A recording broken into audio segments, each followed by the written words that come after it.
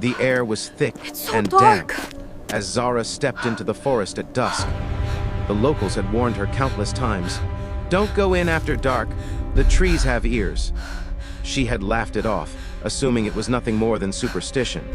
But as she walked deeper, the shadows grew longer, the light dimmer, and the wind carried a strange, almost familiar melody. Her footsteps Hello? crunched on the fallen leaves, echoing softly through the dense grove.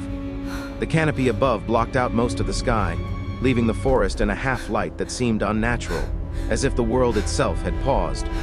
She stopped for a moment, sensing something shift in the air, a whisper, faint, almost imperceptible. Zara, her name. The sound was soft, carried on the breeze, and yet undeniably real. She spun around, flashlight trembling in her hands. The trees swayed gently, but the forest floor was empty. No one was there. "It's just the wind," she muttered, though her voice sounded small and fragile in the vastness. She pressed on, heart racing. Every step seemed to awaken the forest, stirring the shadows into movement. And then it happened again. A whisper, closer this time. "Zara." The voice was unmistakable, her name drawn out with a cadence that chilled her blood. Panic gripped her chest. She turned sharply, flashlight darting from one twisted tree to another. Nothing, just gnarled branches and the thick mist curling between them. A rustle to her right made her jump. Leaves shivered as if something moved just beyond sight. She froze, listening, breathing, hoping it was only an animal. But then she heard it again, clearer, closer, almost right behind her. "Zara." This time the whisper was taunting, playful, yet sinister. It drew her forward, deeper into the forest. Who's there? Against her better judgment, she followed, as if invisible strings had wrapped around her limbs. Every step she took, the whispers multiplied, echoing from all directions, calling her name in a chorus of voices. The air grew colder.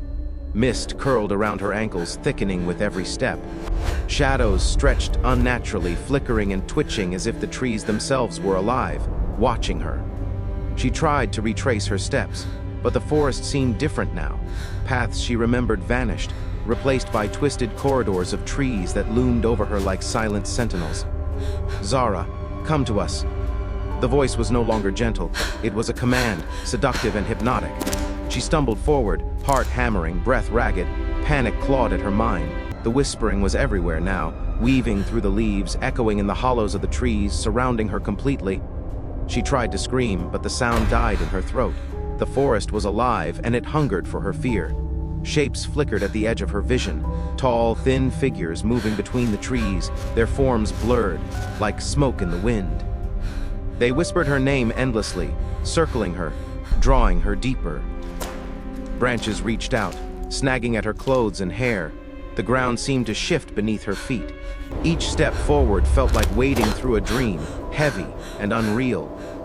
Every whisper tugged at her, urging her to run, yet to stay simultaneously. She found herself in a clearing, bathed in an eerie, silvery light. The mist swirled here, forming shapes that resembled faces, twisted and screaming, frozen in silent torment. 지워. And at the center of the clearing, a massive tree loomed, blackened and ancient, its bark twisted like writhing hands.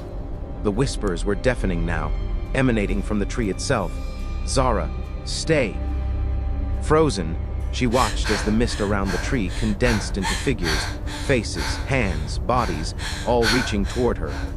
They whispered her name, 1,000 voices in unison, What each is one that? full of longing, anger, getting sorrow, darker. and hunger. Every instinct screamed to flee, but she was paralyzed, trapped by the sound of her own name. The ground beneath her feet shivered, roots erupted, curling toward her like serpents. The tree groaned, a deep, resonant sound that seemed to vibrate through her bones. Her flashlight flickered violently, casting wild, dancing Whisper shadows now across the from all forest. directions. The whispers became a chant. "Zara, join us." Tears streaked her face. She screamed, finally breaking free from the hypnotic pull, and ran. Branches tore at her clothes, roots clawed at her feet, but she ran, stumbling, falling, getting up, waiting for running you. again. The forest seemed endless, twisting, folding back on itself.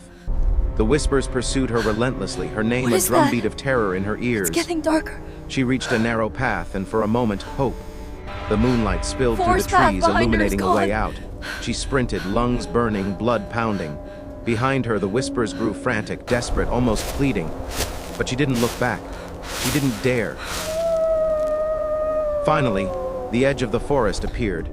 She broke through the final line of trees, collapsing onto the cold grass outside. The wind carried the forest's voice away, and the whispers faded into distant echoes.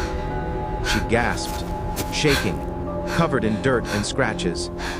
She had escaped, for now.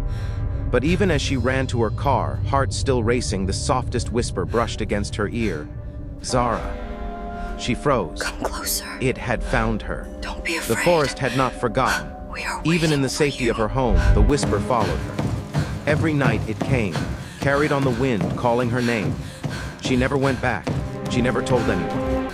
But she knew, deep down, that the forest was still out there, waiting, patient, hungry, and it would call her name again. And someday, when she least expected it, the forest would come for her,